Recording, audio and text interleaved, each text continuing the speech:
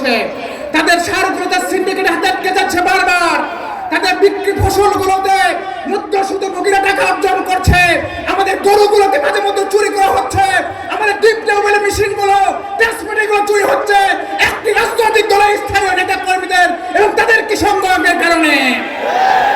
আমরা বলতে চাই এই কাহালুনন্দী গ্রামে আগামী দিনগুলোতে এই কর্মকাণ্ড মেনে নেওয়া হবে না।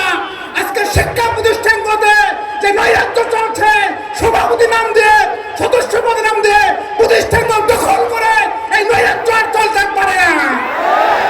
আজকে যে জায়গায় দাঁড়িয়ে আছি, এই কলেজ সহ আমরা যদি আল্লাহ যদি কবুল করে ইনশাআল্লাহ এই কলেজ সহ কাহালুনন্দী গ্রামের গুরুত্বপূর্ণ যে কলেজগুলো রয়েছে, মহিলা কলেজ, বাংলা কলেজ, আল্লাহ চাইতো সকল কলেজকে জামায়াত ইসলামী ক্ষমতায় আসলে আমরা জাতীয়করণ করবো ইনশাআল্লাহ। আজকে এই কাহালুনন্দী গ্রামের শিক্ষা প্রতিষ্ঠানগুলোতে আগামী দিনে শিক্ষিত এবং যোগ্যতা সম্পন্ন মানুষদেরকে এই প্রতিষ্ঠানগুলো পরিচালনা করা হবে ইনশাআল্লাহ। প্রিয় কাহালুনন্দী গ্রামবাসী, আমাদের 3.5 লাখ ভোটারের একটা বড় অংশ হলো আমাদের সনাতনী ভাইরা।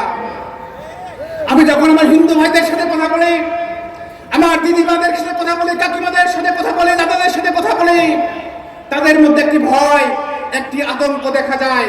তারা বলে, ভাই ভোট তো আপনাকে দেব, কিন্তু আমরা ভয় পাই। আমি আগেও তাদেরকে বলেছি, তাদের প্রোগ্রামগুলোতে বলেছি, যে মাটিতে আপনি জন্মগ্রহণ করেছেন, যে মাটিতে আমি জন্মগ্রহণ করছি, সেই মাটিতে আপনি জন্মগ্রহণ করছেন, যে আলো বাতাসে আমরা বড় হয়েছি, সেই আলো বাতাসে আমরা বড় হয়েছি, আপনারা বড় হয়েছেন। এই কালো মাটিতে এইরকম কোন নৈরাজ্য আপনাদের উপর হামলা করবে, এটা মেনে নেওয়া হতে পারে না।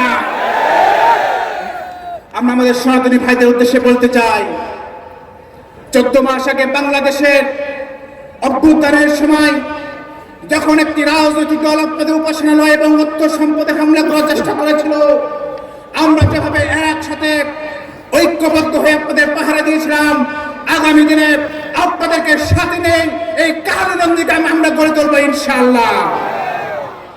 সম্মানিত মা এবং বোনেরা, আমার এই কাহালুনন্দী গ্রামের জনগোষ্ঠীর প্রায় 50% আমার মা এবং বোনেরা, কিন্তু এই বাংলাদেশে আমাদের বারবার নারীর অধিকার, নারীর ক্ষমতা নিয়ে কথা বলা হলো, আমাদের মা এবং বোনদের মৌলিক অধিকার কিন্তু বাস্তবায়ন হচ্ছে না।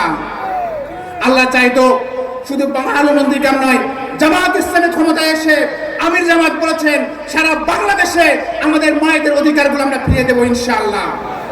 সম্মানিত ভাইরা, আমাদের কাহালুনন্দী গ্রাম কৃষি এলাকা, আমাদের সবচেয়ে বড় সমস্যা আমাদের কর্মসংস্থান। আমাদের অনেক সম্ভাবনা রয়েছে। আমাদের উত্তর কাহালুতে নারাট্ট বিবির পুকুরে এই এলাকায় আমাদের সরিষাকে কেন্দ্র করে বড় বড় শিল্প কারখানা তৈরির সুযোগ রয়েছে। আমাদের দুর্গাপুর থেকে শুরু করে বিভিন্ন এলাকায় হস্তশিল্পের কারখানা করার সুযোগ রয়েছে। আমাদের এই এলাকায় অনেকগুলো কৃষি কেন্দ্রকে তৈরি করে এখানে আপনার কৃষকদের সাথে ফসল আছে, কিন্তু ফসল করতে যত পরিমাণ স্টোরেজ নাই, যার কারণে তারা সংরক্ষণ করতে পারছে না। আমরা ইনশাআল্লাহ কৃষকদের প্রতিটি অধিকারকে আগামী দিনে ফিরিয়ে দেবো ইনশাআল্লাহ।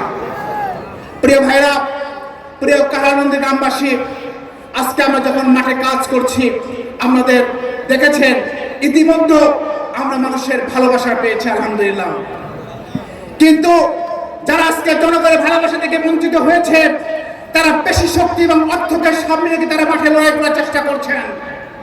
আমাদের গ্রামগুলোতে আমাদের কর্মীদেরকে হুমকি দেওয়া হচ্ছে, জনগণের ভোট নেওয়ার নাকি প্রয়োজন নাই, তারা নির্বাচন আসলে 114 সেন্টে নাকি দখল করে তার ক্ষমতায় চলে যেতে চায়।